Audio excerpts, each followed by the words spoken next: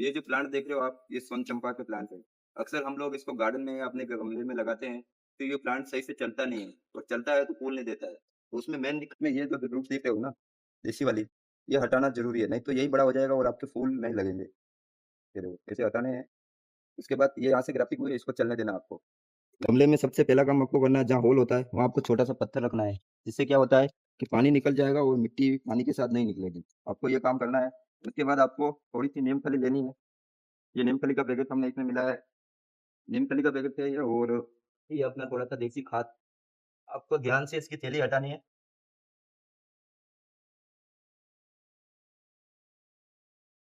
और ध्यान रखना, ये मिट्टी नहीं बिखरनी चाहिए आपसे, क्योंकि ये मिट्टी इसकी मादा मिट्टी होती है।